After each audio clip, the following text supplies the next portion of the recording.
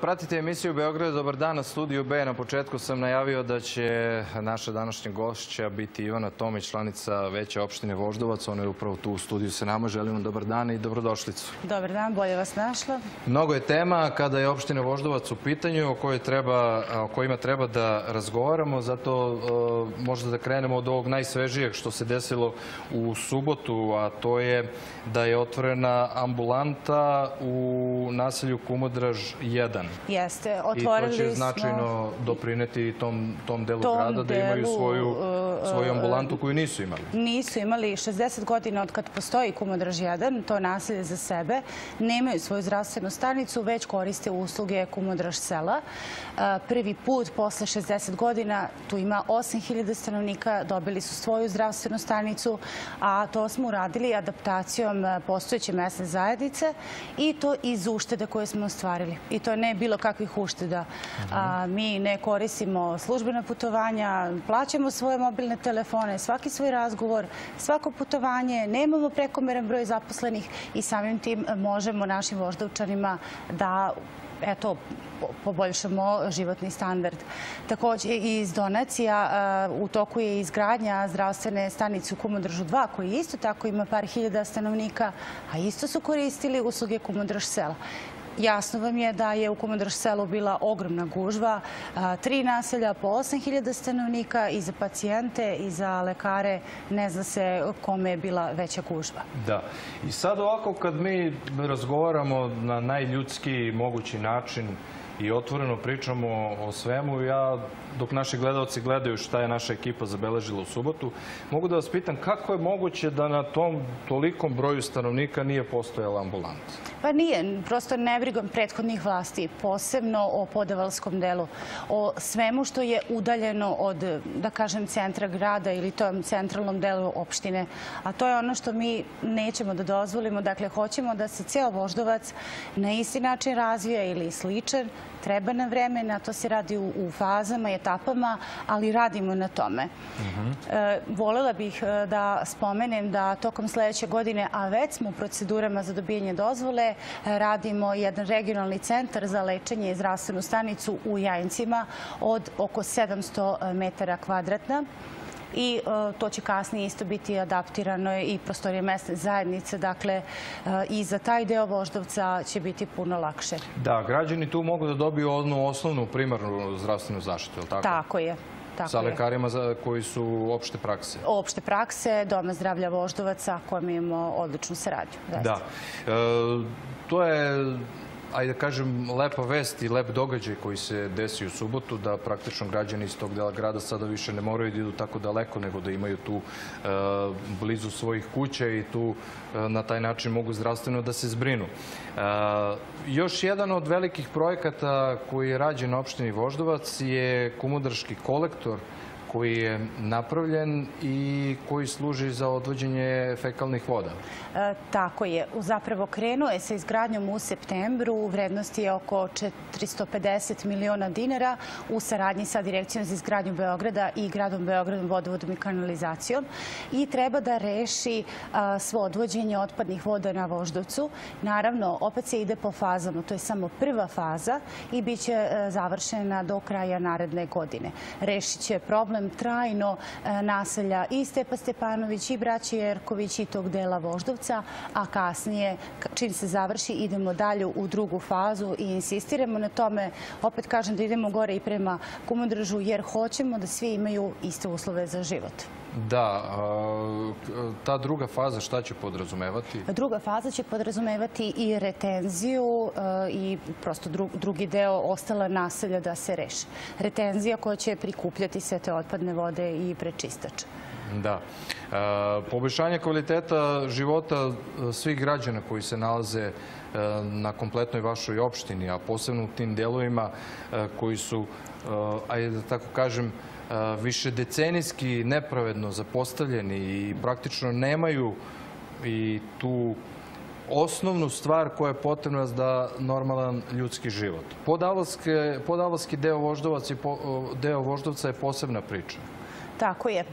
Verujete li da u 21. veku Beogradsko naselje Beogradske gradske opštine nije imao priključak za vodu. To je naselje Ripanj i 10.000 stanovnika Ripnja dobio vodu u procesu. Mi smo stigli negde do 66. kilometra polaganja cevi od predviđenih 120. I to se odvija u etapama jer ne može ništa naravno preko noći i polako, fazno po ulicama.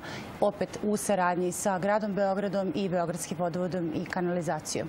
I šta sad to konkretno znači za, evo, ako neko u ovom trenutku gleda ovo sad o čemu vi i ja pričamo, kada oni mogu računati na to? Da će biti... Pojedine ulice tih 66 km već su dobili. Dakle, znači konkretno da ne mora da ide do bunara da uzme vodu, već odvrne svoju česmu, kao i svi stanovnici u Beogradu. Dakle, ponašalo se prethodno rukovodstvo kao da su građani drugog reda, građani podavalskog dela. Mi to nećemo da dozvolimo. Eto, na tome radimo zaista 24 sata i trudimo se i da uštedimo što god možemo, trudimo se, eto, da poboljšamo život. Da. Ovdje kod nas u redakciji,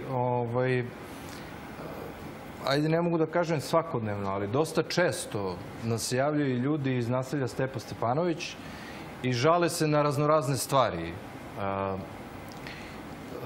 Pomenju nedostatke koji im otežavaju život. Jedna od stvari koja je rešena jeste da je broj dece u vrtićima koji će biti zbrinuti, sada više oni o tome ne moraju da razmišljaju. Kakva je situacija na tom planu? Tako je. Do kraja godine biće završena izgradnja vrtića Stepa Stepanović, oko 2.500 metara kvadratnih i moći će da primi 300 mališana, što će biti dovoljno. To se radi u saradnji sa Sekretarijatom za obrazovanje i dečiju zaštitu.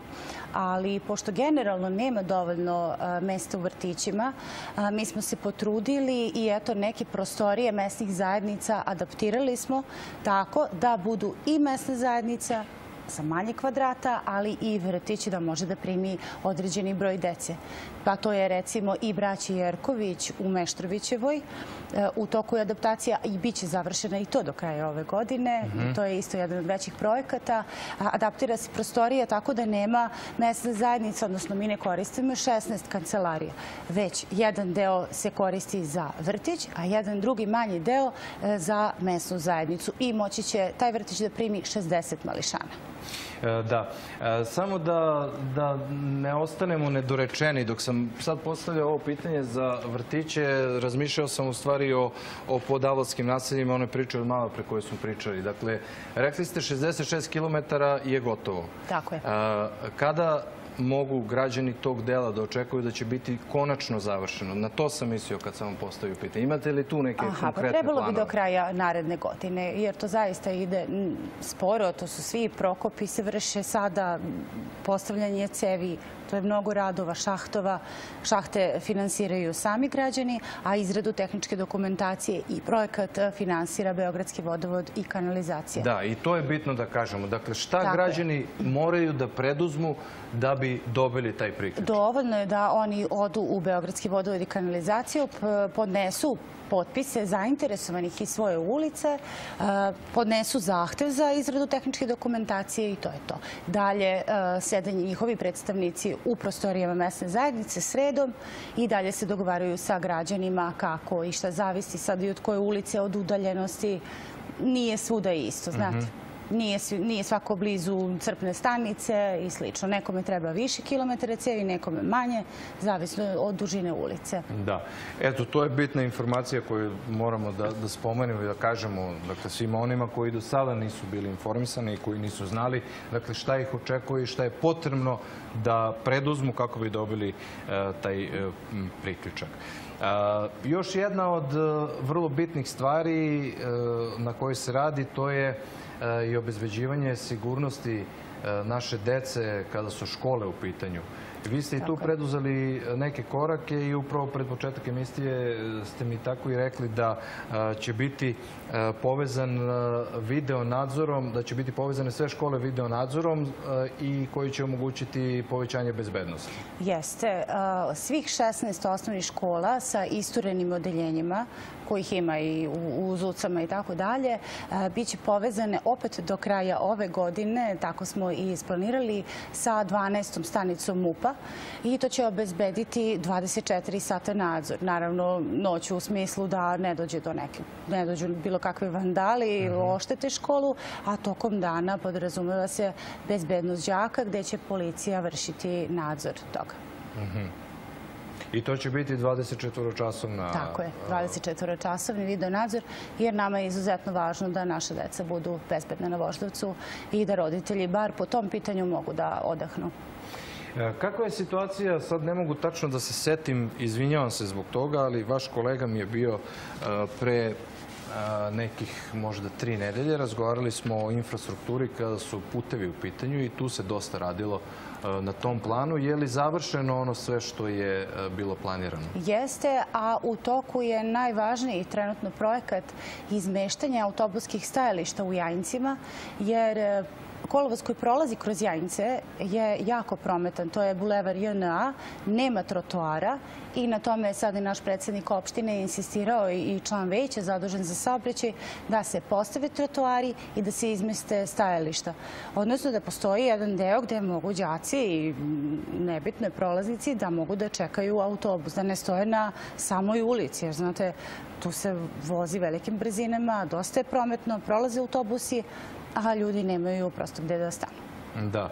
I to je još jedna stvar koja je jako bitna i koja treba da spreči one najgore moguće ishode, a to su, ne daj Bože, smrtni ishodi. Dozvolite još nešto da spomenem, da je i u toku izgradnja sportske hale u selu Zuce, jer sadašnja hala nije adekvatna za treniranje, odnosno da se deca posvete fizičkim aktivnostima, a 1. marta iz sredstava Evropske investicione banke počinje izgradnja čak 13 učionica i sportske hale u osnovnoj školi Vojvoda Stepa Stepanović. To je jedna od najstarijih škola na Voždovcu i u Beogradu, a jedna je od najvećih, ima 900 đaka. Dakle, oni sada nemaju nikakvu halu. Da. I evo sad u ovih nekih 10 minuta koliko razgovaramo ovde, pomenuli smo puno toga. Hoće li ti rokovi biti ispoštovani? Dakle, mi sad možemo ovde da budemo kao vaš kontrolor, pa da kažemo građanima, evo, oni su ispoštovali ili nisu ispoštovali. Dakle, da li će ti rokovi koji su postavljeni biti ispoštovani? Pa znate kako, mi u opštini Voždovac ne najavljujemo ništa, eto tako, da bismo rekli. Kao što smo najavili da će biti uveden vodovod u Ripnju, to smo i ostvarili. Da, poštujemo rokove. Naravno da može da se desi neka nepredviđena situacija, zaista ne mogu tako nešto reći, ali možete nam slobodno biti kontrolor. Jer nije se desilo, smo nešto najavili, pa smo probili ne znam koliko rokova ili nismo uradili uopšte. Slobodno nam budite kontrolor i pozovite nas ponovo. Pa nas građani obaveštavaju, pravo da vam kažemo. Oni pozovu i kažu, ali to Studio B, mi kažemo jeste, eto da vam kažemo to i to se desilo. I onda mi lepo pozovemo vas, vi nam date informacije gde je zapelo, ako tako mogu da se izrazim, zašto je nešto kasni, zašto ne kasni, da li su razlozi opravdani, nisu i tako dalje. Sad da ne ulazimo u tu priču. I za kraj ne mogu nikako da ne pomenem ovu posetu koju ste imali iz daleke Kine, šangajski distrikt Jiangding. Vrlo interesantna poseta. Kakvi su vam utisci posle toga? Utisci su takvi da ova delegacija je došla kako bi se upoznala sa sistemom školovanja kod nas, barem na Voždovcu. Posetili su Milan Đemilićević, osnovnu školu Bora Stanković, drugu ekonomsku školu. Hteli su da se upoznaju sa tim na koji način mi radimo u školama, koliko sati dnevno provode naša deca u školi, gde se hrane, kako se hrane, koliko uče, šta uče i to sve u cilju neke buduće saradnje naše opštine i njihovog distrikta koji je ogroman, verujte, preko 1 milion stanovnika, njihova mesna zajednica, ali dobro. Dakle, i Dosta smo toga i dogovorili. Eto, kada ozvaničimo, to ćemo izneti ovde. Verovatno će se vršiti neka razmena učenika, da neki naši učenici odu tamo. Videli smo šta je to slično, šta je to potpuno različito. Pa recimo, oni dosta rade na tome da se nikada ne primete neke socijalne razlike među decom. Imaju uniforme, sva deca se hrane u njihovoj kuhinji, nije dozvoljeno da ponesu od kuće. Jelovnik izrađuju nutricionista, baš ono što je potrebno deci u tom određenom uzrastu, a sličnosti su neke druge prirode. Dosta polažemo, svi vodimo računa o istoriji. Oni i mi. To je sličnost. Ivana Tomić, članica Veća opštine Voždovac, hvala vam na gostovanju u emisiji Beograde. Dobar dan na Studiju B i budite sigurni da ćemo i dalje pratiti sve ono što se dešava na vašoj opštini i blagovremeno informisati naše gledaoce o svemu tome što je aktuelno. Puno toga ste nam rekli i želim vam da sve to što ste isplanirali i zacrtali i ostvarite. Hvala vam na tome i hvala na pozivu što ste nam omogućili da uopšte iznesemo šta smo sve to uradili za naše Voždovčane. Hvala još jednom.